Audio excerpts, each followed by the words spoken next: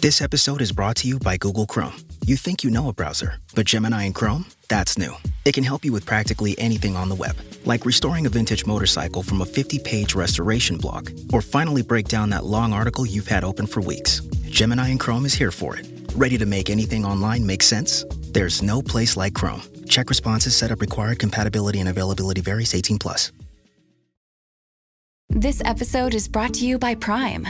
What if you had one more chance with the one that got away? Sam, you came home. Based on the best-selling novel from Carly Fortune.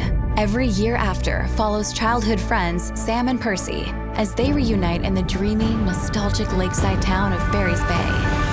Love can be hard to find. So if you're lucky enough to find that person, never let go. A second chance at first love. Every Year After, now streaming only on Prime.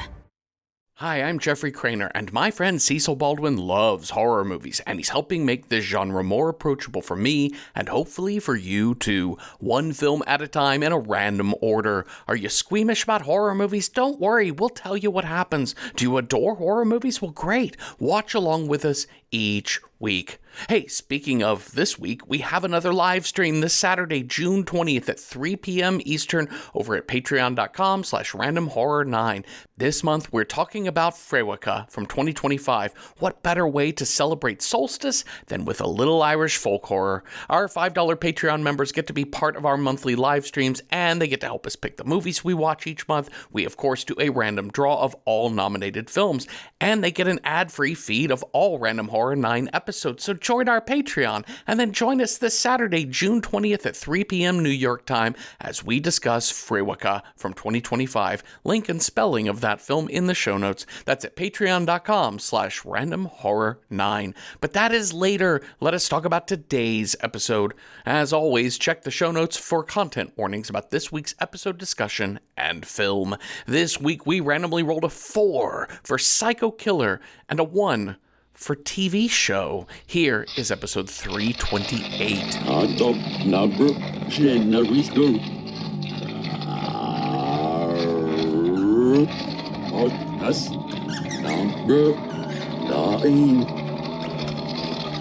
This week on Random Number Generator, horror podcast number 9, Hannibal, 2013. Warning! Spoilers ahead.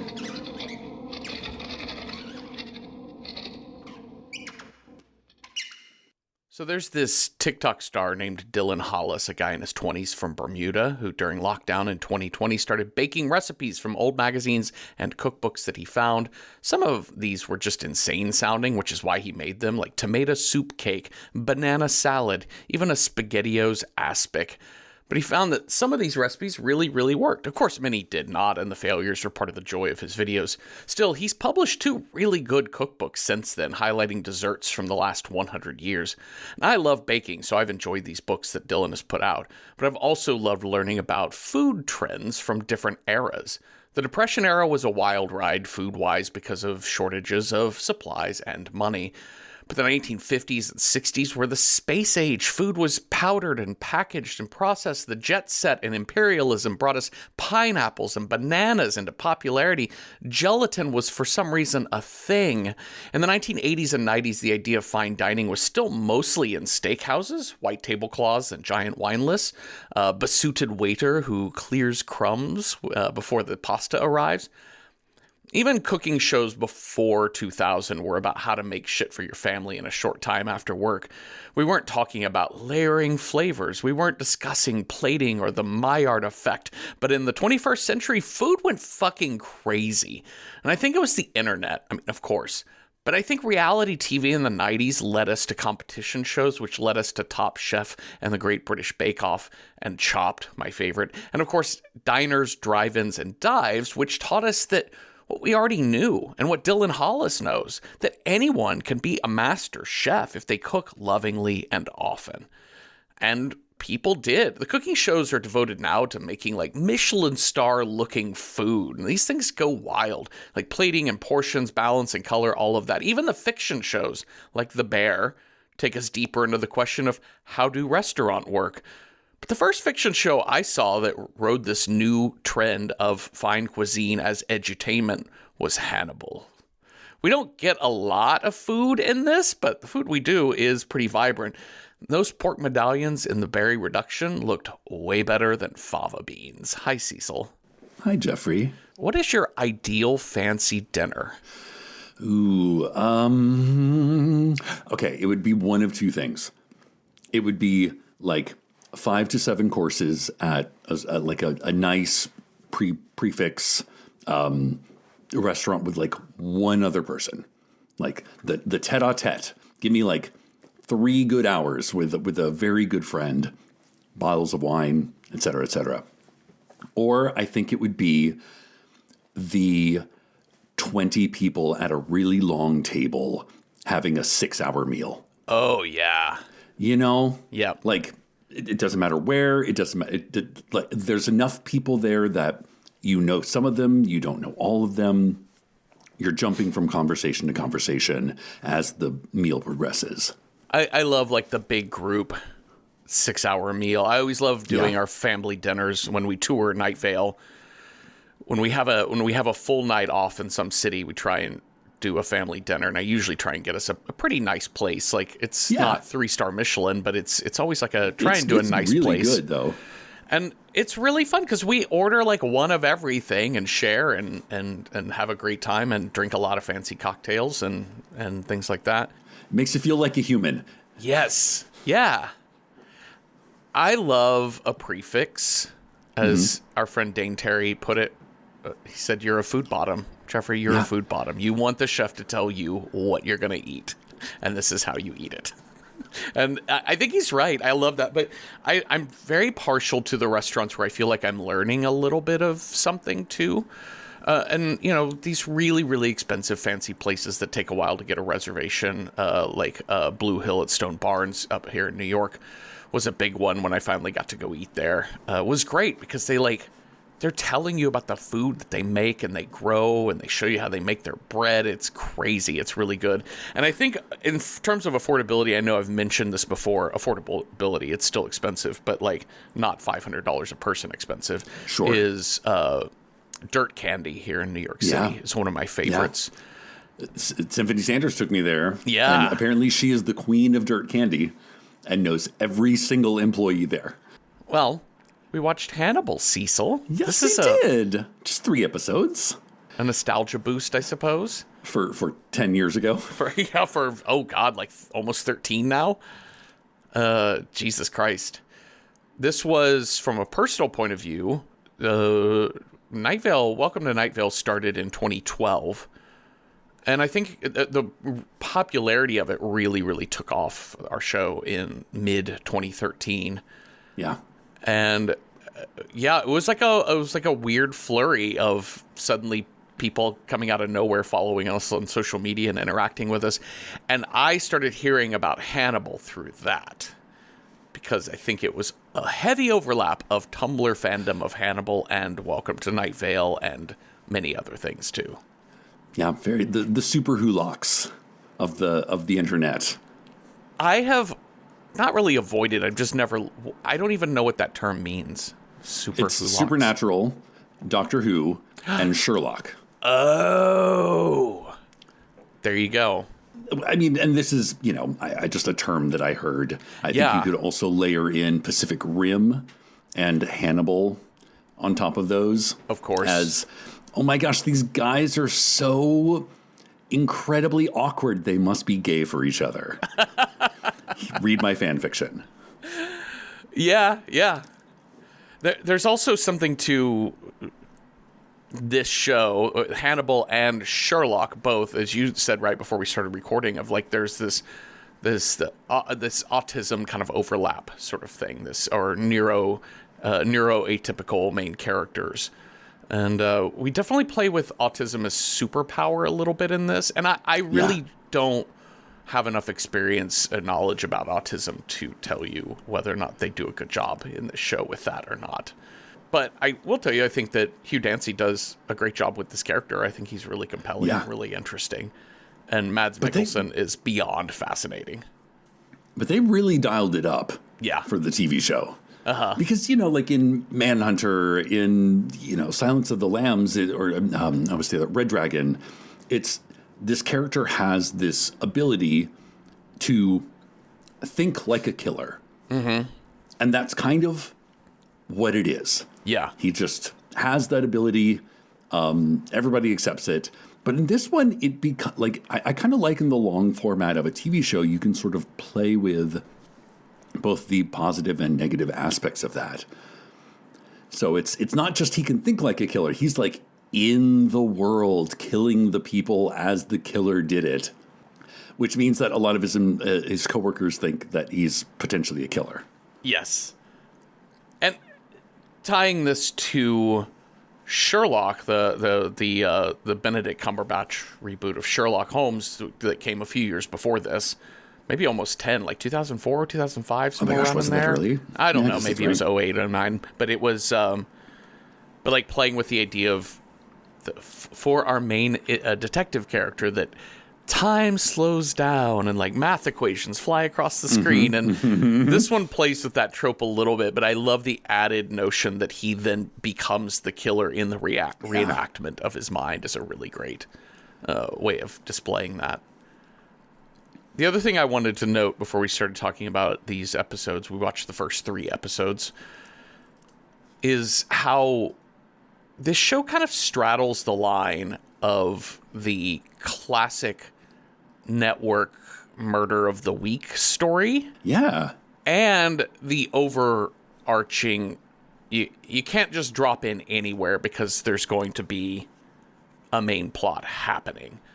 And we've sort of like veered away from the killer of the week sort of mode now in prestige TV programming. We have a lot more. We still have that. I mean, it's just we have a lot more mini-series. Here's 10 episodes. Sure. Yes. And the whole season tells your story. Like, you don't just say, like, oh, I've never watched Pluribus. I guess I'll just drop in and see whatever. What's she up to tonight? Yeah. I really think of The X-Files as being one of the kind of the last great TV shows to do that, where it was like, you have your overarching plot for the season with the smoking man, but then every once in a while, you just get an episode where Mulder and Scully go to a small town and meet something weird. Yeah, chop it up somewhere in rural PA. Yeah. All right. Episode 1, Season 1, Hannibal, Aperitif. I like the cute naming conventions of these episodes. I know, it's like for every episode, too. Mm-hmm. So we open with a crime scene in a home. There's blood splatter on a wall. There's a dead body. And we see the face of Hugh Dancy as Will Graham, our special investigator. He's not actually in the FBI, but he's brought in as a special consultant because he apparently did not pass screening tests that would denote a mental stability. Mm-hmm. So he's working for that tenure. He is. He's not there yet. He's really working hard for that tenure. Tenure sounds really fucking dope. It also sounds way less stressful and dangerous than being a fucking cop. Maybe. Depends on what kind of cop, I would think. All right, so we get this like slowdown, and he kind of reenacts this scene. We watch him kind of move slowly in reverse.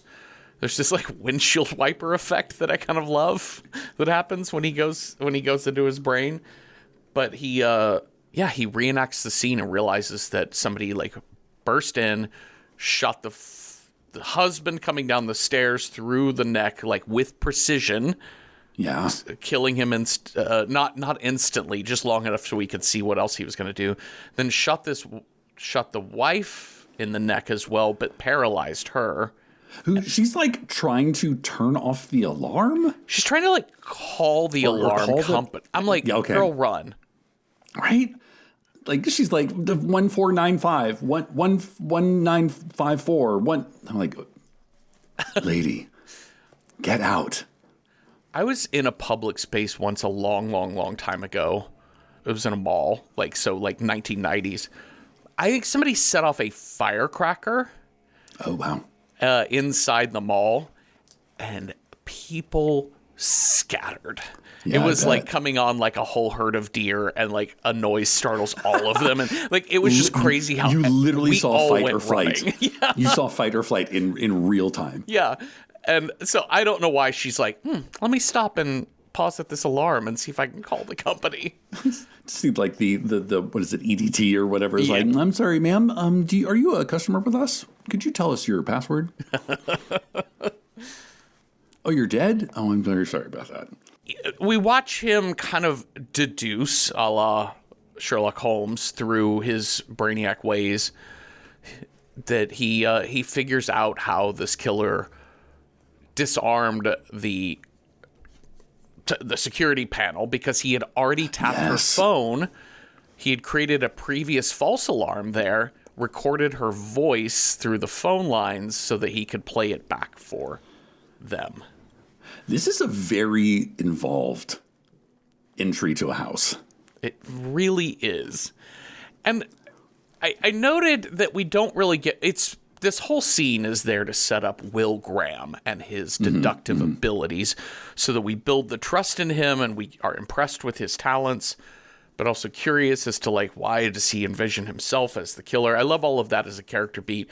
But part of me is like, who is this fucking killer that can shoot a handgun with precision at a moving target? And no, I've shot a fatal blow to this man's jugular, but I've only paralyzed a woman by shooting her in her neck. It was the repeated use of the phrase, "This is by design." How do you know that? How do you know this? Because sometimes shit just happens. This show is very intentional, and I love it. I love the care and the detail put into the art design, the decor, the pacing, and the acting is incredible, and it's really, really good. I think the character work in the show is really solid, but some of its intentionality, it's really trying to put a lot in, and so it gets a little clumsy with the plot because this is setting up a killer that I desperately need to know. Why? Yeah. Who was this, like, John Wick level assassin that came into these people's homes? It's like John Wick meets the most intricate backstory. Yes. You know, because I really do have to wonder how many serial killers there are running around that have this, like, House of Cards psychosis architecture that they have to find people that all look the same and kill them in a very specific way because it reminded them of this thing. I kind of feel like sometimes people just go berserk. Yeah. You know? Yeah. Yeah, I agree. But we're not talking, this is not the show. That's Diners, Drive-In Dives. Yes. That is for people who just go berserk. This is Hannibal, in which you have to have, like, a thesis report on your psychosis. Yeah.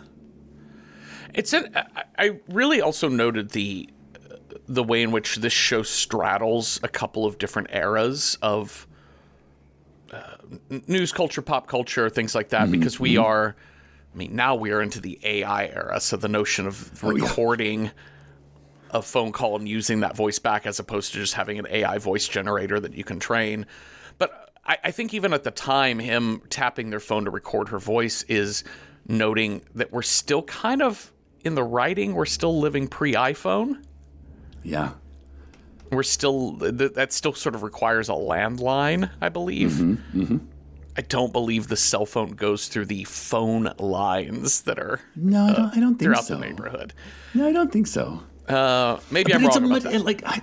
That's the thing is, like, I go back and watch movies, like kind of noir movies from pretty much the 80s or before. And I think in a lot of ways, like, the sort of the mystery kind of was a little bit better before cell phones. Yeah. Because it's all legwork. Like, it's very, you're on the ground doing a thing. You're asking people about a thing. You're observing. Versus once you throw cell phones into the mix, it could be somebody in Dubai is trying to scam you out of money.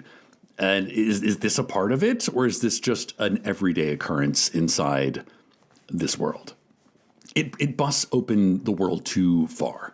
I think the other way in which this movie kind of straddles different eras is that it's also still living in the serial killer era. Not to say that there are not serial killers anymore. It's just to say that it's kind of changed. I think we saw a big change toward the mass killer in the 2010s.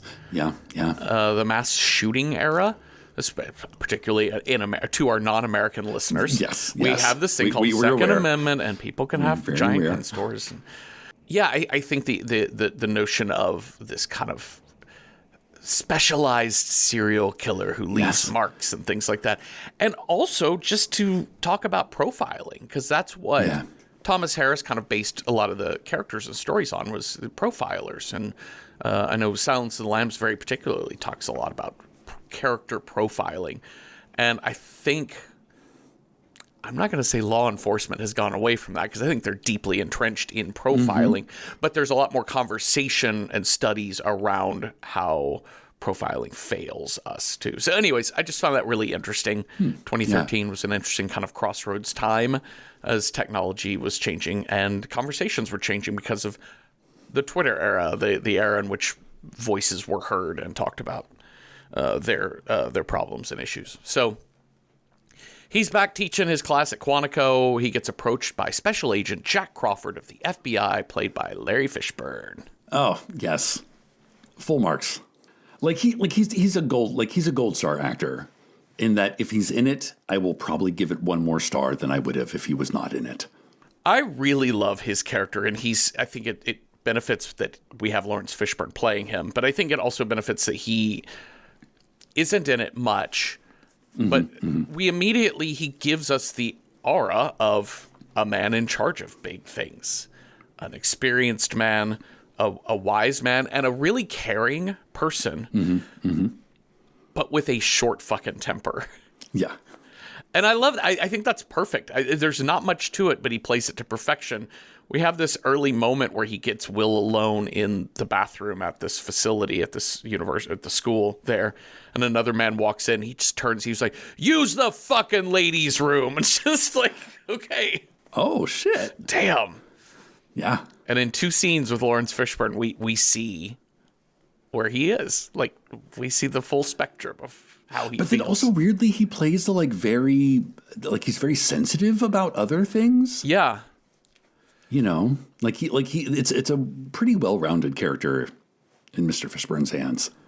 So we're having an issue here in the FBI because we've got 8 different college women that have been abducted in the past while, all in Minnesota.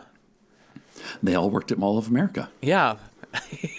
And Will's like, they're all very Mall of America looking. Yeah. But they all are white women, roughly the same age, size, body shape, hair color, etc. And we're trying to figure out what his obsession with these women is. And Will is like, I don't think it's about all of these girls. I think it's about one of them. He's trying to hide how special one of the girls is. Yeah, and one of them is either the first, and he's trying to find that high of killing that first girl that was so special, or he's leading up to her. Anyways, Will's going to agree to deal with this, so we're off to Duluth, Minnesota. Oh, fun. Hope it's summertime, you guys. So they head off to Duluth, and they meet. The last woman who was abducted was a woman named Elise. And they go to see her parents and talk to her. And Will gets this vibe because he asks, how is the cat? How's your cat doing? I saw you have a cat. I don't know. Fine. Why are you asking about the cat? And he's like, was the cat weird the night your daughter disappeared?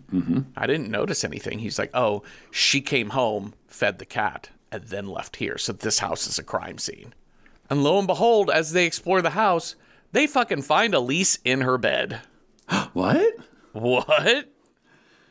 I this is such grad school level serial killing, I guess. Where it's we're not looking for the direct answer. We're looking for the tangential answer that might unlock the whole thing. Wait, does it eat dry food or wet food? I need to know, Jeffrey. Yeah. Or is it a combination? Are they fed on a schedule, or is it free feeding? These are all very important FBI questions I have for you. I couldn't help but to think about just the culture that we're in now, especially really heightened since COVID, but all the way from like flat earthers to doing our own research about vaccines and being afraid of seed oils and shit like that. Is vitamin supplements. Is this that people are coming at well-established facts and knowledge from oblique angles. We're bringing in the deductive reasoning. Yeah. So thus the Earth must be flat because of this one tiny little datum. And that's kind of what Will is doing here, although this show makes it fun to think that way. Yeah. But as a mode of always thinking that way, I know, right? that is dangerous fucking shit, which is why we are having conversations around police profiling and why we shouldn't be doing it. Yeah. Weird side quest. He finds a puppy. Does this come about in later shows? I don't know. I think it's just his relationship with his dogs is very important to him. Yeah. Because he does not people very well. No, he does not. We're also going to meet an FBI agent in forensics named Beverly Katz. And she is going to introduce the idea that in Elise's wounds, because I don't think we found any of the other girls. This is the only other girl that they found. And for some reason was killed and brought back to her bed. Yeah. So, Beverly says, oh, well, there's antler velvet in her wounds. So maybe he killed her with an antler? Oh, and by the way, I know that looks like her blood. It is her blood, but it's been removed, put through a Brita water filter, and put back in her. Yeah. Honestly, who has the time? Just buy it at the store. Just buy it frozen who has the time? My friend Bridget and I were hanging out, and she brought me from the bakery Le Fonrille.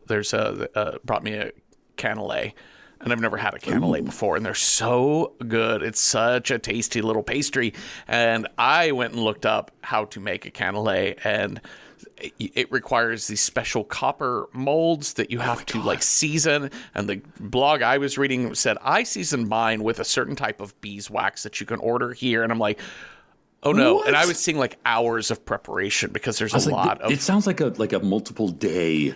It affair. Is a hobby that you have to take up, and I decided I do not have the time. No, you know what's good? Butterscotch cookies. You're like, look at this pie. This pie is ready in 1 hour if I buy the crust frozen. Yep. Okay, so.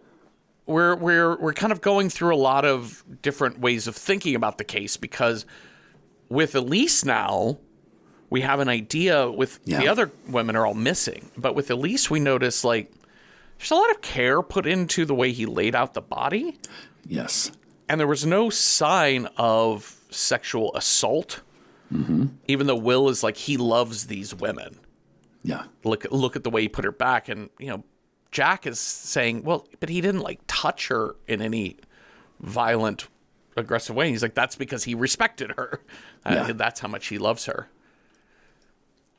But what they realize is in the autopsy, they had cut out the liver, but then put it back in. Okay. And Will is like, oh, there was something wrong with the meat. Yeah. And the doctor, I forget his name, but he's our informant doctor, as we learn later, who's been talking to the tabloid lady. But Dr. Weird Doctor says...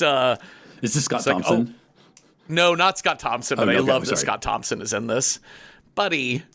So, no, the other doctor guy who says, she had liver cancer. Yes. He's eating them. That's what's happening. Oh, you went right to cannibalism. I mean, I guess it makes sense. Sure. Because I was watching this and I was like, I wonder if you could taste the difference. It's a good question. I did not even know what the search terms would that be on Google. Yeah. And do I want to put that information? You definitely want to go out there? Incognito mode for that search, yeah. I think. But it did kind of make me wonder, I don't know. Would that affect the taste of it? It's such a good question. I really do not know. Okay, let's see here. I don't think there's anything to add talking about Alana Bloom. She kind of pops up in this show, but like in these first 3 episodes, all we know is she is a psychologist. Yes. Who does, I guess she administers these like tests for the FBI to see if people are mentally stable enough. But she doesn't want to work directly with Will because of whatever their relationship is, that they have to work together at the school. So she passes him off to her pal, psychiatrist Hannibal Lecter. Aw. Oh, that's so nice. I love a referral.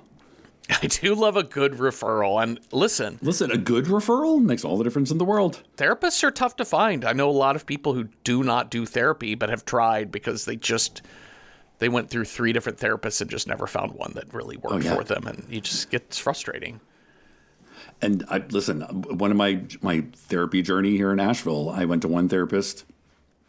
I went to one session, and then in session number 2, she's like, I am not the person for you.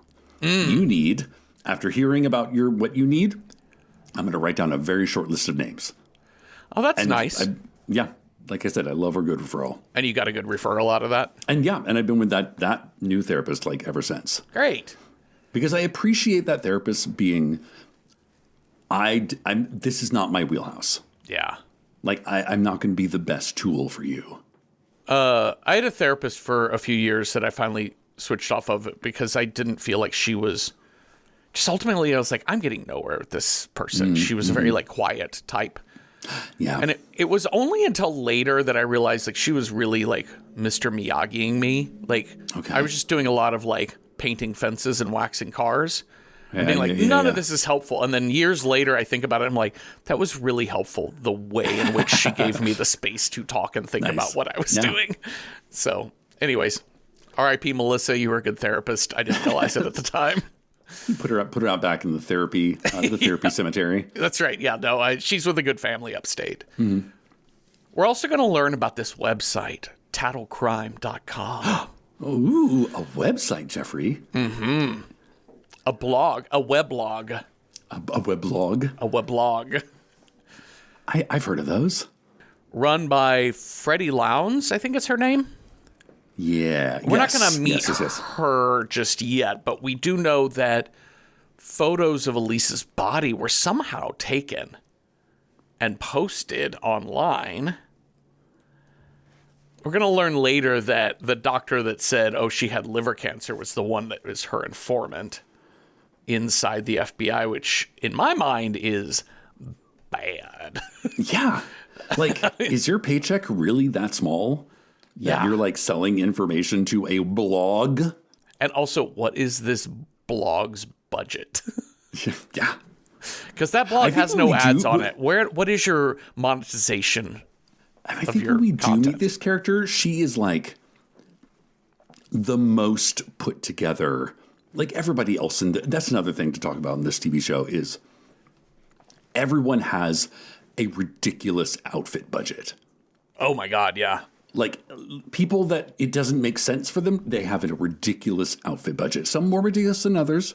And I think Freddie Lowndes is one of those where you're like, she's wearing like kid leather gloves. Yeah. Just to like get her mail or something like that. Mm-hmm. So I have to imagine she's probably independently wealthy and she likes dead things.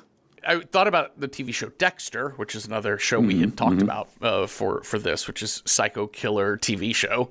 Mm-hmm. And Dexter to me always felt like a comic book, like a horror comic. It was very colorful, very splattery, very salacious. The dialogue, the characters, everything was very over the top in a comic booky sort of way. And then Hannibal to me is a noir graphic novel. Okay, yeah. Does that make sense? Yeah. Like it's a little bit more put together. It's slicker. It's tighter. The color palette is more stark. It's more metropolitan. Yes. Yeah. It definitely is. These people give dinner parties. Yeah. These people are on the board of directors for things. That's my favorite nonprofit, Directors for Things. Directors of things. Here's my card. Yes, I donate a lot of money every year to kids who aren't doing well. .org. Do better, planet. That's my environmental charity I'm starting. Okay, well, this whole thing kind of breaks open. This case breaks open when there is another body discovered, but it is a girl in a field mounted on a decapitated stag's head. It's very stylized.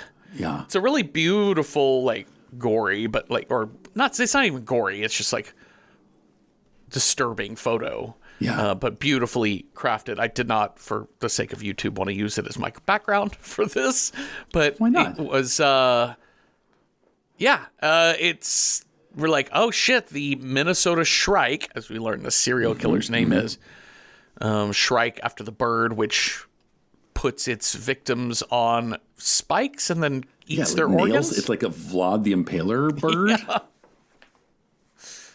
Yeah, this girl has been mounted up, and it's like, we all come to a pretty quick conclusion that this must be a copycat killer. Yeah. Because they're using stuff we know about the Minnesota Shrike, but this isn't his MO. Like the outcome is different. Yeah. I mean, somebody's dead, so I guess it's not too different, but the how they get to be dead is pretty different. The question I had was, and maybe I missed something, but of the 8 women that went missing, we started with Elise was found. And my impression was the other 7 we haven't found. Yeah, it seems like it. Because the implication that we're going to see by episode 3 of this show is the killer used every part. Like, he respected the life of the living creature. And so those bodies were not to be found. So I don't know how they know that this is not his MO, because all they have is Elise's body. And then they have this one. Anyways, it just felt a little clunky. It just feels flashier. Yeah. Like, this is a body that is meant to be found. And you go, oh, versus the other ones are not meant to be found. That makes sense. And the one that is returned is very modest in its presentation. And they note that this woman's lungs were cut out and not returned. And then we cut to a shot of Hannibal in his home wearing a suit and an apron, chopping these fucking lungs like they're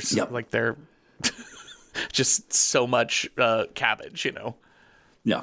I also love this dynamic between Will and Hannibal, as, you know, Hannibal psychoanalyzing, or not psychoanalyzing, but like getting into Will's head. It's really bothering Will. He does not like being told, hey, this is what you're like. This is how you are. There's a moment when he says, don't psychoanalyze me. You won't like me when I'm psychoanalyzed. Great. Is that a Hulk? That's a Bruce Banner line, right? You won't like me when I'm angry. I also love when Jack is asking Will, this must be a copycat killer, right? And Will's like, I don't know. Go ask your new boyfriend. I don't care. Oh. Like, he doesn't say that exactly, but that's the tone. Yeah. Well, we have a little piece of evidence in that there's some like metal shavings that they find in this woman's hair. So now we realize, she's been at a construction site. Oh. So we head to a construction site. We're going through piles of employment records. Fun. And what sets Will's alarm off, there's one guy who doesn't leave an address. He just has a phone number on his file. Okay, sure. Like, that seems like weird that's what sets you off. Yeah, I guess so. Anyway, I just was thinking about the years I've worked in some form of like database, you know, working in box offices for years. It's just, man, people do all kinds of weird shit with them. You're like, I don't know, they filled out a flyer at an event. I can't read this. I don't know. I'm just not going to put it on there. Somebody one time in the email field of like buying something online, and their thing was like, they just wrote "leave at will call" in the email field, which was very exciting. Oh, wow. Wow. So yeah, people do weird shit all the time. Yeah. But this is what tips him off. So they're like, all right, this is Garrett something Hobbs. Garrett Jacob Hobbs is our guy's name. Mm-hmm. And Hannibal gives Garrett a little call. He's like, hey, they know. See you later. What? And when they arrive at Garrett's house, he's already killed his wife. Damn. And he's got his daughter at knife point. And Will fills him full of lead. Yeah. And they save this girl's life. But she's in a coma. I think she's going to turn out just fine. Oh, she's fine. Yeah, she's alive. I think she'll be just fine. Yeah. She's a perfectly normal girl. She'll be great. She'd like give her a flute or, I don't know. get her really into like get her into band. Geometry or something and she'll be all right. While they're getting this girl all fixed up or staunching her bleeding is the more precise way of saying that. Okay, gotcha. While they're staunching the bleeding of this girl in this kitchen, Will looks over at Garrett's body and he is in Will's imagination talking to him. And he's like, don't you see? Don't you see?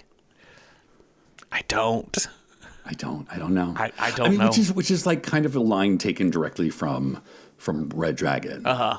So again, it's like, I don't know. I appreciate we're taking the source material and we're sort of like, I don't know. We're doing a chopped challenge. So you get like certain words and phrases and ideas, but retwirl it into a dessert with raisins. Yum. Mm-hmm. Raisins and mayonnaise. Those are my two favorite things. So the very end of this, we go back to Alana Bloom, the psychologist. She's a little upset at Jack being like, hey, you told me Will wasn't going to get too close. And he looks a little fried. And our final shot is Hannibal sitting in the hospital room next to Abigail, as we learn her name. Abigail's sleeping body. The end. Yeah. Episode 2, amuse-bouche. That means happy mouth. I've always just said glory hole is what I call that course. Yes. Oh, do we get a glory hole with this? Is this the happy ending or is this the happy beginning? See, so there's a chain of family restaurants in New England, Massachusetts, called Friendly's. Yes, I've heard of Friendly's. It's very much in your IHOP vein. It's a Perkins. It's a burger kind of burger joint. Breakfast joint, all that kind of stuff. Very like, for me, growing up in Texas, it would have just been like where you go after church for food. Yep.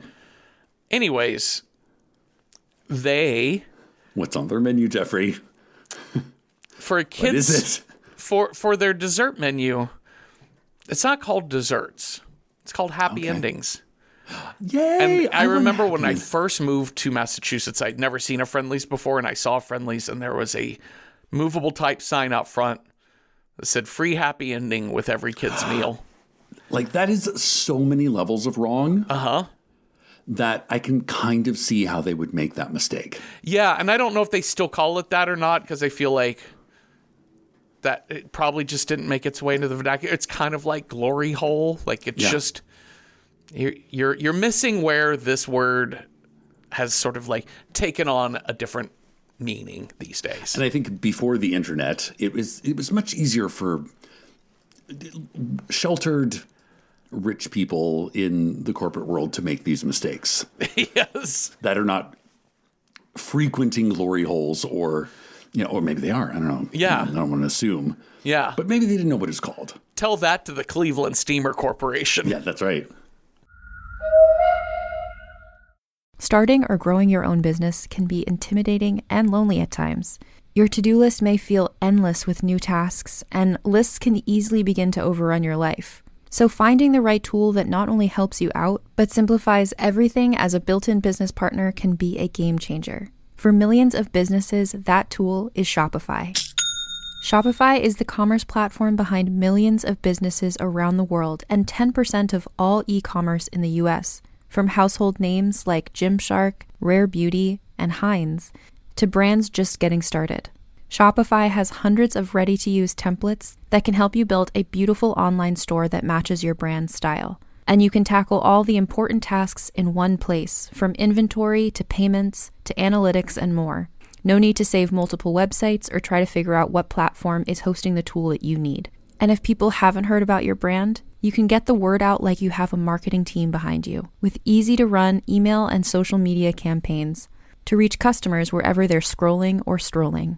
Start your business today with the industry's best business partner, Shopify, and start hearing.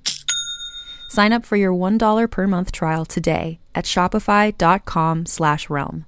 Go to shopify.com/realm. That's shopify.com/realm. So good, so good, so good. New markdowns up to 70% off are at Nordstrom Rack stores now. Stock up and save big on shoes, tops, dresses, accessories, and more must-haves for summer. Join the Nordy Club to unlock exclusive discounts, shop new arrivals first, and more. Plus, buy online and pick up at your favorite Rack store for free. Great brands, great prices. That's why you Rack. Okay, episode 2, Amuse Bouche. Will is having a lot of PTSD kind of flashbacks to killing Garrett, to shooting him full of lead. But now we're gonna see into the life of Garrett Jacob Hobbs and his daughter Abigail in the woods hunting a deer. And then he has his own stabbing cabin. Like literally for stabbing. Yeah. But he's got this cabin in the woods that it's filled with like animal parts, taxidermied things, because he believes in using all of the animal. That's the way we show that we loved it, because we eat all the meat and we use all the bones. We make knives out of the bones or tools. Oh, yeah. We make pelts and pillows. Yeah. I made a fleshlight out of wine. We use it all, Jeffrey. And we use it for many purposes. Ellen DeGeneres had a great joke back in her stand-up days about taxidermied things on the wall. She said, I'll never understand people who put like animal heads on their walls, and they'll say things like, it's because I think it's such a beautiful creature. And she's like, I think my mom's beautiful, but I have photos of her. But the worst one was I went to this like bar and grill place, and there was a moose head on the wall. This giant, beautiful moose head, and somebody had just like, there's like a party hat on its head, and streamers coming off of it. And I'm looking at this moose head, and I'm like, oh, God, what a shame. That poor moose was at a really fun birthday party. Yeah, yeah. And he looked over and said, who invited the guy in the orange jacket? And that's the last thing that he ever had. That's it. Anyways, fucking stabbing cabin. We now know that Abigail is somehow tied into his thing, to Dad's, whatever Dad was doing. Maybe she's just tied into the hunting. But because she is a brunette of the same age, of the same type as all the girls who were killed. Yeah. And Jack Crawford at the FBI is like, I still think she's a suspect. Mm. And Will and Alana are like, no, that poor girl, she's so sweet. Talking about profiling. Yeah. They're like, you're an innocent young thing. You must be a good person. Uh-huh. We find evidence there's a woman's hair that they find at the cabin scene as well. And then we cut to, this is our first time of meeting Freddie Lowndes of TattleCrime.com. Yes. The moment we meet her, she is sitting naked at her computer updating her website. You know, it's like Sex and the City, you know? Yeah. I wear a shirt for this podcast, but that's it. Full Winnie the Pooh. For the podcast, I put on a shirt for the podcast. Yeah. For the other podcast, sometimes you don't have to. It's Come As You Are. Yeah, that's right. It's Come As You Are Friday. There is no video of Welcome to Night Vale podcast recordings. Nope. this is going to be kind of an ongoing thing throughout this episode, which is that Freddie Lowndes is pretty invasive. Yeah. She is unethical. She is pure chaos. Mm-hmm. If it bleeds, it leads. The first we see of that is Will is with Dr. Lecter. Mm-hmm. And they're having a therapy session. But it's really just Lecter saying, hey, listen, I think you're fine. I will just rubber stamp this so you're allowed to go back in the field. Jack wants you to go through a full psych rubber stamped, you're all good. I think that's a ploy. What do you think? Might be. What do you think? Well, I don't know. I think...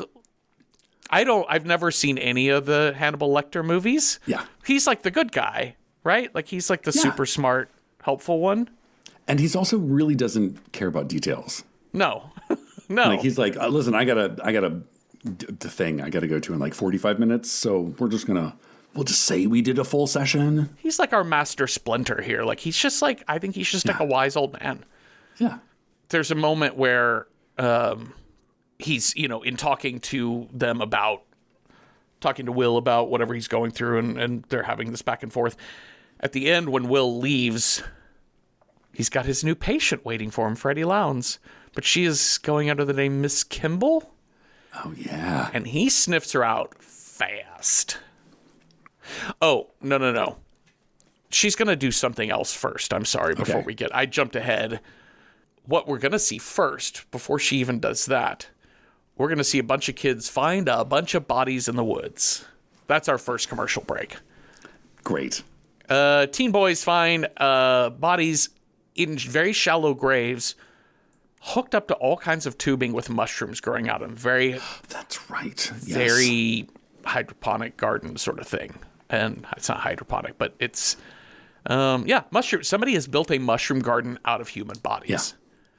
But it's at the crime scene wherein they're trying to figure everything out, and Freddie Lowndes shows up, poses as one of the mothers of the boys so that the police officer on duty, the FBI agent on duty, will tell her information about what's going on and even let her close to the crime scene where she can take photos.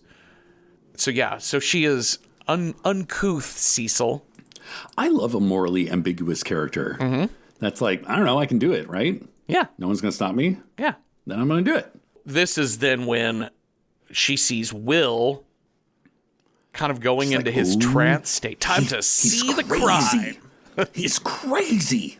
Also, one of the bodies is still fucking alive. Okay, now what? What? This kind of doesn't go anywhere. It's just there for the scare, right? I guess.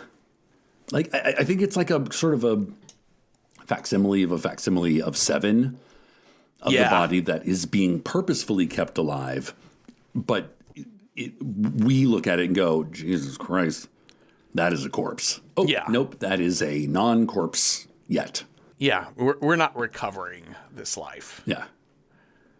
Maybe the mushrooms taste better when they grown on living human flesh? Yeah, maybe. Like, wasn't that the premise of what was the 90s movie, The Last Supper? Is that's yes. all the liberal college kids inviting all the conservative talking heads and killing them and planting a organic garden from their bodies. Yeah. But that's composting. That's like a whole different thing. This is then when she poses as a person seeking a new therapist, goes to see Dr. Lecter, records from the doorway his conversation with Will. And then when she gets in there, he's like, hey, so doctor-patient confidentiality goes both ways. So here's the thing. Erase your fucking thing. Delete the conversation you recorded. Yeah. And also, he's implying, I'm not gonna tell on you. Yeah. So we're gonna have to come to some agreement. He leaves it with, "You've been very rude, Miss Lowndes. What's to be done about that?" Ooh, I like how sort of BDSM coded all this language is. Okay. In the lab, looking at these bodies that they found out there, they realized that whoever was doing this was keeping them all alive, but they all eventually died of kidney failure. Sure. So Will is like, oh, he induced a diabetic coma by feeding them strict sugar water to enrich the soil because that's what mushrooms live on. I'm like, who are you? What is happening? How do you know this? Not only how did you think of that, but how did you have that knowledge ready to lock and load? And I'm beginning to understand why your coworkers are like, oh, you're sitting over there? I gotta. Oh, I'm going to eat at my desk today. Yeah. Long day. Well, then we cut to grocery store pharmacy. And this doctor, because the question was like, how is he finding his victims? Because he is looking for, I guess the idea that Will comes to is that he's seeking out diabetic people because he wants to put them into that diabetic coma. Or like, how is he just finding diabetic people? Yeah. Cut to pharmacy. Pharmacist filling a prescription for this woman. He's like, oh, we got the wrong one. I'll just grab the correct bottle. And you see him grab a different bottle and hand that off to her. And he finishes with saying, and that's your correct address on the receipt there? Yes. And the SWAT team immediately shows up at that fucking Ralph's. But he got away because he had been checking his website at work, and tattlecrime.com had already put up this whole story about how they're on to Elliot Eldon Stimmitz, I think is his name. You've been scooped. So that's unethical journalism, one. And two, that fucker in the FBI feeding her this information. Yeah, right? You're like, why? What is what do you gain? Do we learn what he gains? I don't know. We only watched 3 episodes. You're like a disgruntled employee? Like, do you need the money? But his car is still there. They bust open his car, and in that trunk, it is just filled with soil. Oh, cool. Cecil, that car will not drive with that much soil in the back. When I lived upstate, I had a Ford F-150. How many bags of mulch could you fit in? Well, once I learned my lesson in buying mulch is that you put in a half-ton pickup, you put in a half-ton of mulch, that's not very much mulch. Yeah, I know, like, right? I got halfway up the bed of the truck of layers of mulch, and it was already sagging back there. Like, I mean, the truck drove fine, but you could see how much that weighs, the effect on his shocks. And this guy's driving a fucking Lincoln Continental. The truck is built to handle that much weight. Anyways, that's all I'm saying. I don't think this car could have driven Just with because that it much. can doesn't mean it should. Right. FBI goes to Ms. Lowndes' hotel room, handcuffs her, is like, you were at a crime scene under false pretenses. Yeah. You can't arrest me for lying. That's technically legal. That guy showed me what was up. You lied about it. It's not, that's fine. You can do that. You're like, lying is not illegal. Yeah. You guys. And then he says, but I can place you at the Shrike's Nest in Minnesota, wherein you took photos of the crime scene, and that is obstructing justice, and I can have you put in jail for that. And she says, I'd appreciate it if you didn't do that. Fair. Oh, here's the guy's name. Zeller is the name of the informant within the FBI. Okay. Dr. Bad Doctor. And Zeller leans into Freddy and says, you used me. What? So that cop comes to the FBI agent, comes to Freddy's motel and confronts her. He's like, girl, you're getting me fired for this. She said, I know lots of people in private security. It even pays better. He says, well, this seems to tell me you've gotten cops fired before. Yeah, probably. And at this moment, Stamets shows up and just shoots him through the head. Oh, damn. And tells Lowndes, I read your article. I need to find Will Graham. Things happen so fast. They do. In this episode. Like, what's going through this man's mind at this point? Because he is like, he needs to show Will how to grow mushrooms from dead bodies. And if Will could allow him to use Abigail's body to grow mushrooms, then Will would really understand her. Yeah. Is that what's happening? I guess. Like, Will is the only person who could possibly understand why he's doing this. Yeah. But he needs to, like, take it a step further, I suppose. Yeah. Well, that's basically what happens is that Lowndes tells Jack Crawford he was looking for Will because he wants Abigail. And they're like, all right, Will, that dude is at the hospital. He's going to be taking Abigail. And he tries to take her, but Will shoots him. But this time just in the shoulder, he does not kill him. And then Stamets goes through that whole ordeal of, if I could have turned her into mushrooms, you'd solve everything and you'd really get to know her. You'd eat a really, really amazing risotto, too. Oh, my God. Fucking love a wild mushroom risotto. But at the end of this episode, it's Hannibal talking to Will about how Will keeps seeing Garrett Hobbs everywhere, the Minnesota Shrike. And he's like, I don't think it's Hobbs that's haunting you. I think what's haunting you is the feeling that killing a man could feel so good. What? You're secretly a killer, Will. Are you serial killer grooming me? Because I didn't think about this before, but now I am, and it's the only thing I can think about. This weird line where he says, Will says, I should have stuck to fixing motorboats in Louisiana.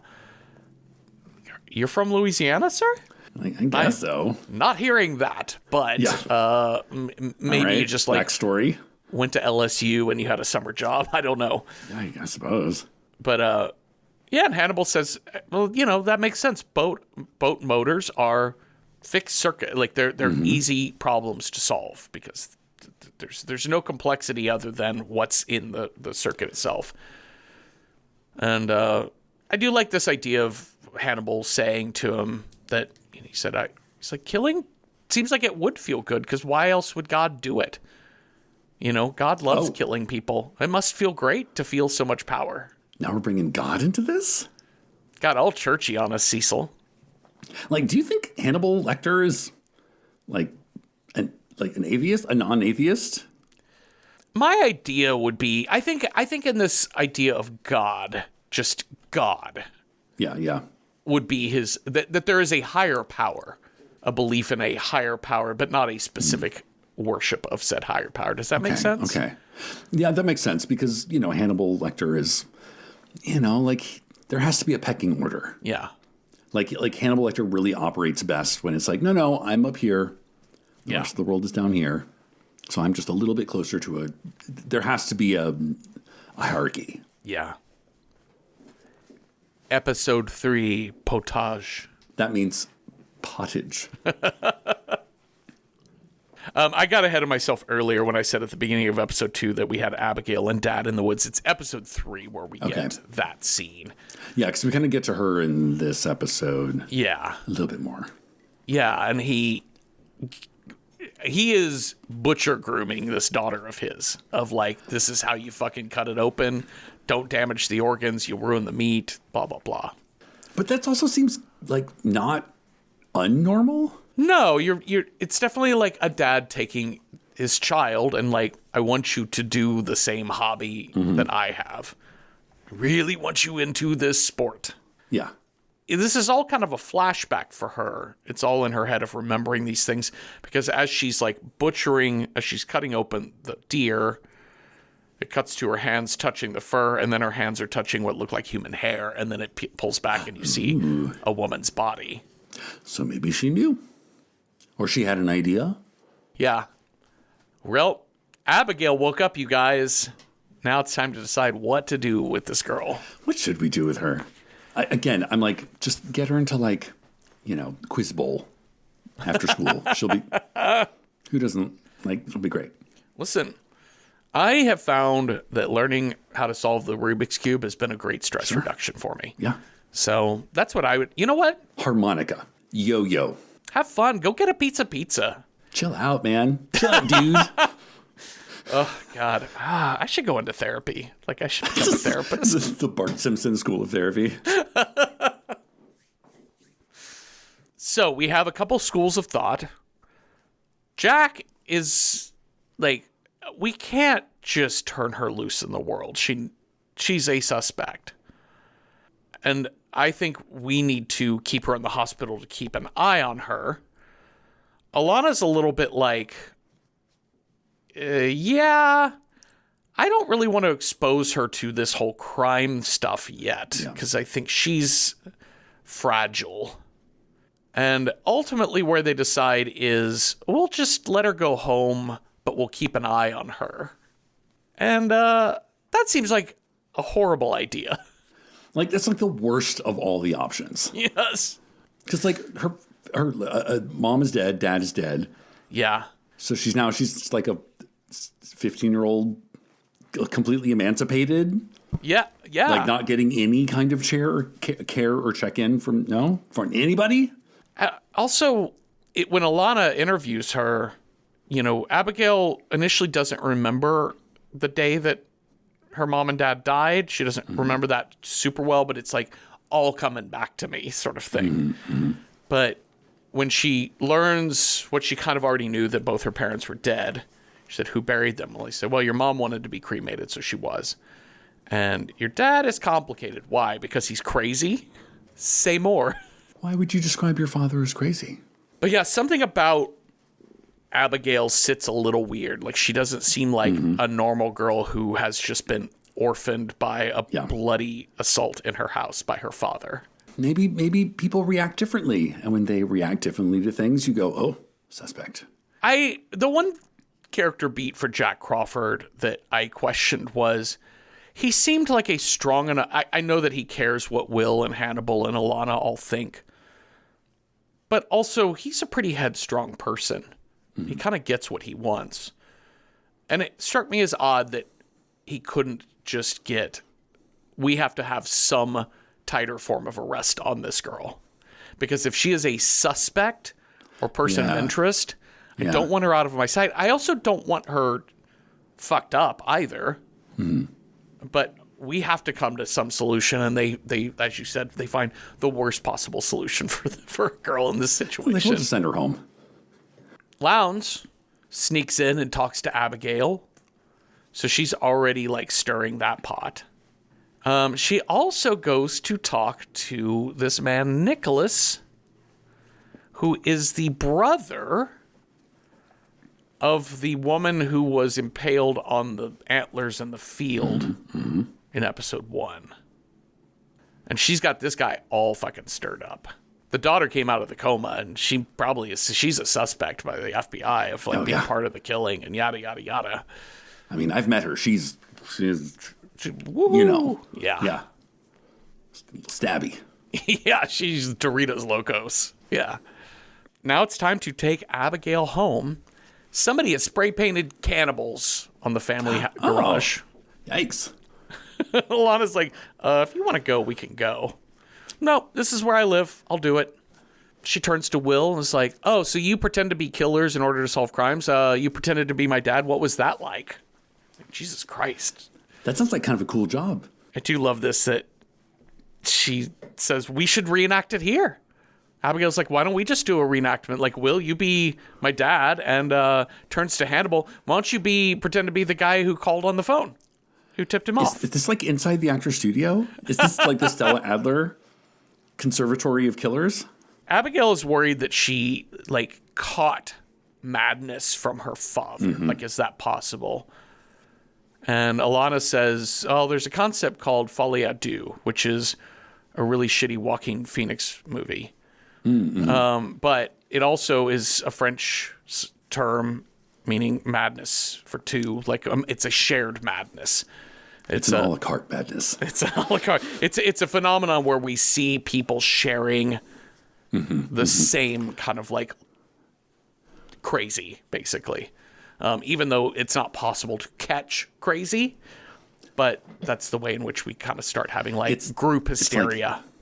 I poop into your mouth, and then you poop into my mouth, and it just goes back and forth forever. And that's what love is. Okay, I want to sing now, like, the rest of this episode, this last half of this episode, it's so batshit. This is one of the most batshit 25 minutes of TV I've ever seen, in that so much is happening.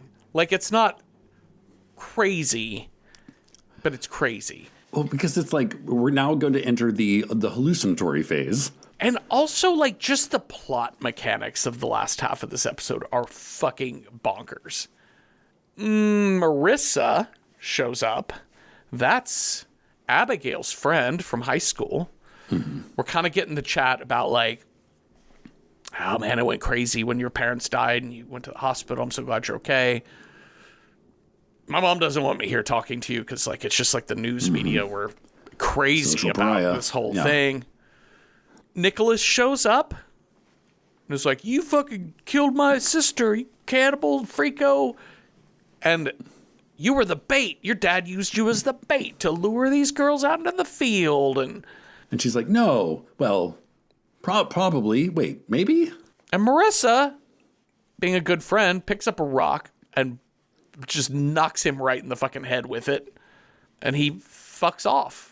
Because also he sees the cops coming out of the house. Yes. And Marissa's mom being like, why are you here? Go home. Now we go to the stabbing cabin out in the woods.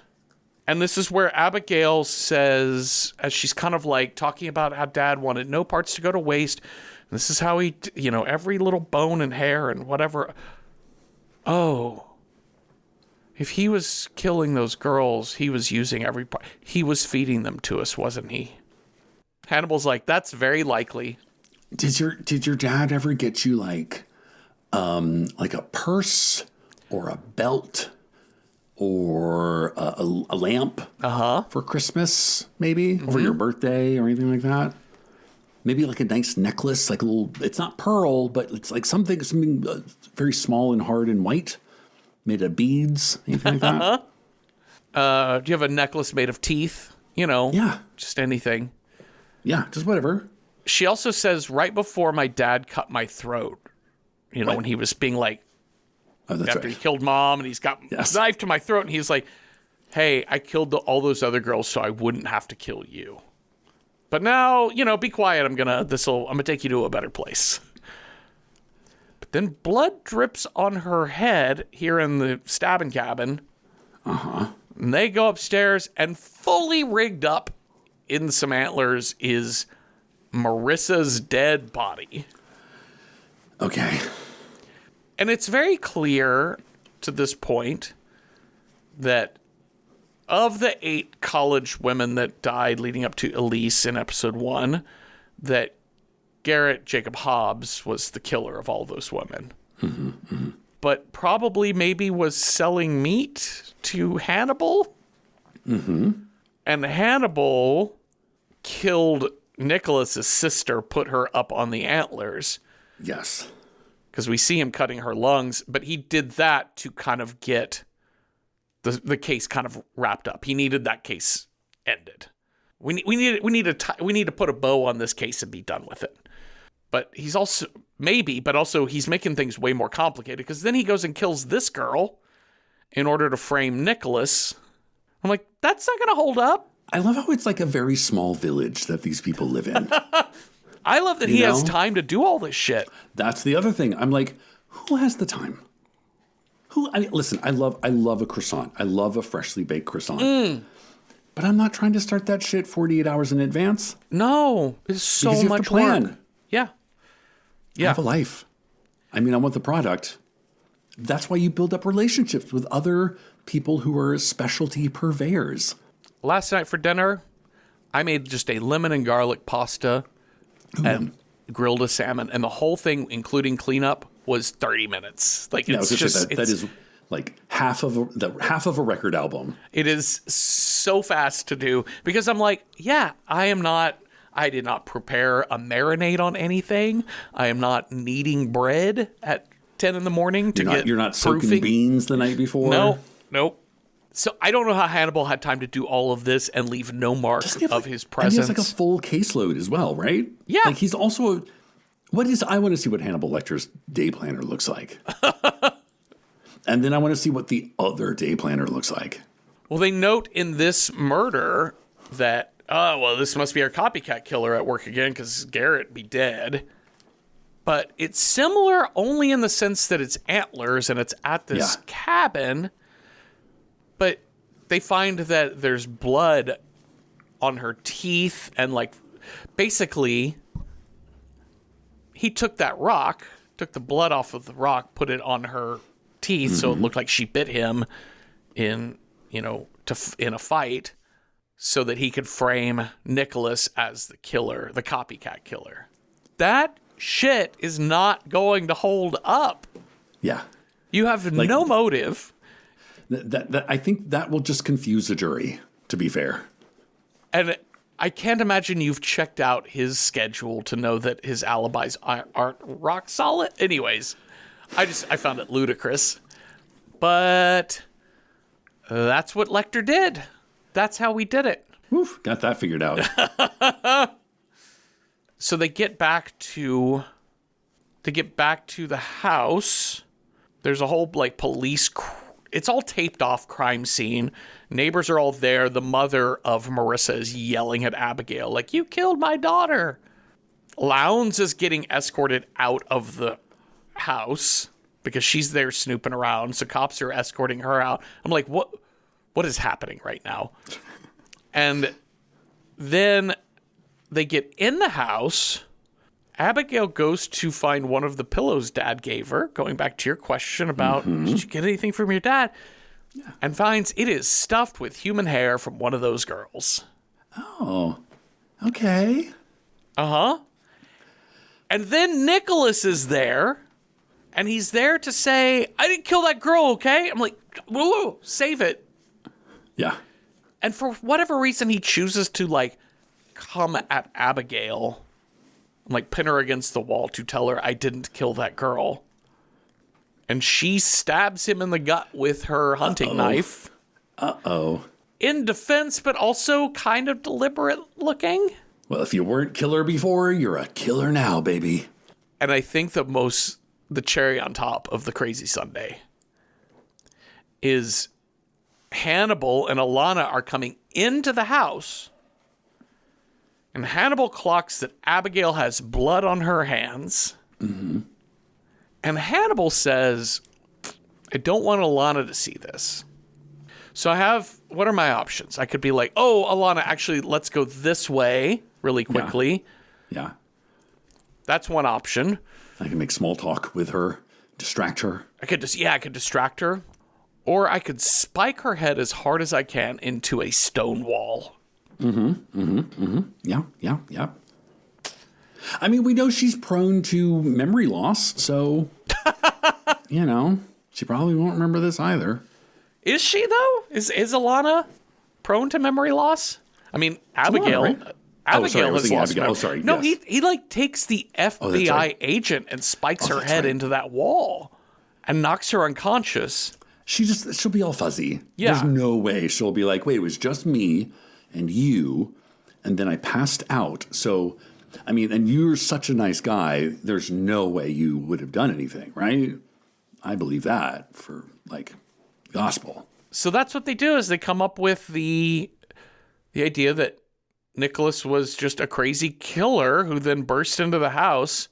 He attacked Alana to get to Abigail, and then Abigail managed to stab him. So that's our killer. Everything's wrapped up. Yeah. There's a lot of crazy killers. There's a lot of psycho killers. And none of this adds up to, you have created a mess, because that case is going to be opened wide. I would like to see the paperwork, Jeffrey. I would too, because, if there's a single alibi for those other two deaths of Marissa and his sister, if he has an alibi for either of those, then we're like, well, we still have another murderer on the loose. And also, those other two deaths, if you're pinning it on Nicholas, are similar, but just to burst into a house to straight up murder a girl, that's not an MO of this killer. Anyways, bonkers. So Hannibal's like, you know how Batman has a Robin? What do you say about being my Robin. That's the vibe I got from this conversation. Yeah. It's like, Murder Apprentice. Yeah. He is a murderer groomer, isn't he? He's a murder groomer. Absolutely. Yeah. And I think that's like a really important part of his character, is that he understands that there are other serial killers out there, that they can't interact on the surface, but they're, sort of professionally interested in what other people are doing. And so we're going to do this like, Italian Renaissance style, where you clean brushes for the master for a decade, and then you finally get, a piece of canvas. / also, if anybody needs a lackey / somebody to blame something on or obfuscate the situation, it's probably going to be Hannibal Lecter. Yeah, it probably is. The end. Episode 3. Shall we rate this television program on its first 3 episodes? Yes, let's. How approachable are these first 3 episodes of Hannibal if you are a horror movie verse? It's really tough to tell. It kind of pulls the punches on the scares as a TV program. It's not really scary. It's more like bloody, gory. I think like the worst of it is, for me, the mushroom people. Like the one that's still alive, because it's just like no flesh on the face. And yeah. Kind of grody. But I don't know. Like, I'm just going to kind of throw it in the middle just because of the gore and the cannibal story. And also the way it lingers on food and chopping organs. Yes. You're like, ooh. So I'll give Hannibal 5 out of 10 pork medallions with lingonberry reduction. To speak nothing of approachability, Cecil, how do you rate this as a horror show? As a horror show, as a horror a piece of horror, I guess. It's right in the middle, because it is. Hey, do you like serial killer MOs? Well, this is serial killers killing serial killers who've killed serial killers. And it's like you get into the psychological judo of that. That's kind of interesting. But I do think there is something kind of glossy and procedural meets soap opera about this that kind of takes the scare out of it. It's more suspense than horror, I guess is where I'm going with that. But I don't know, it's for a TV show, it's fun, it's sexy. Yeah, very fun, and, very sexy. Very, again, it's like, I think this is something that a lot of people really latched onto. So, I don't know, I would say 6 out of 10 weblogs. I never finished watching all 3 seasons that aired of the show, but do Will and Hannibal ever get together? Actually, they have a threesome with Gillian Anderson. All right, I'm going to keep watching the show. Okay, let's figure out what movie we will watch next. You have a scare die, I have a style die. We will roll those up and see what movie matches those 2 things. Cecil, on your scare die, if you roll a 1, our next movie scares, clowns, or dolls. 2, a monster. 3, evil science. 4, family is the scare. 5, creature with no legs. Or 6, phenomena. What's our scare? That's a 3. Evil science. Okay, so we're going to match up your evil science with the style that I roll. If I roll a 1, our next movie style is top 25% critical rating. 2, it's got to have a 1-word title. 3, wild card, whatever evil science movie we want. 4, black and white. 5, sequel, prequel, or remake. Or 6, something suburban. All right, what's our evil science here? I got a 3. That is a wild card evil science. Ooh. We're getting right to the good stuff. The way our wild card works is we each pick 3 movies. That gives us 6. We'll talk about the 6 movies total we picked, and then we will roll a die and randomly pick that one to watch for next week. So what did you pick for evil science, Cecil? I wondered, like in all wild cards, I like to do a little bit of a tasting plate, Yeah, I like it. Of movies I've seen, movies that I haven't seen. So I've heard really good things about Infinity Pool. I've not seen it. It just looks very sexy and, space age noir. I don't know, something like that. I don't know, you commit a crime, they build you a body double and they tell you to fuck out of town. Something like that. Amazing. I'm very curious. The other one I picked is Megan. Okay. Or Mithrigan. Mithrigan. I have seen this. It's been since it came out, so I'm excited to revisit it. Now that these sort of like, oh my gosh, this is a hyped up movie, to go back and be like, is it worth the hype? Let's find out. And finally, a movie that's a classic that I have never seen, and that's From Beyond. It's a fun one. Again, it's very, very high 80s. Lovecraft. Brad Dourif and all of that, yeah. Like there's another dimension that has space monsters that want to suck out your brains. Yep. So let's open that door. Well, I put 3 on here of these are movies I've heard about many times over, but I have never seen a one of them. The first is the original Frank Whale Frankenstein. Oh yeah. I've never seen the 1931 Frankenstein. Or actually, I've seen Frankenstein. I've not seen Bride of Frankenstein. So yeah, I just thought probably should get to that at some point in time. Yeah. No, very horror homework. 2, one that comes up a lot. I'm just very curious. Repo, a genetic opera. Yeah. I don't know what the fuck happens in this movie, but it's got a real cult following, and it looks bonkers. And then finally, I don't know if this movie doesn't look like it's any good, but it is a classic, and that is Soylent Green. I want to say I saw it on like TBS as a teenager, and I remember it being like, oh, this movie's so scary. It's kind of not. Yeah. Like it's more sci-fi, I guess. Yeah.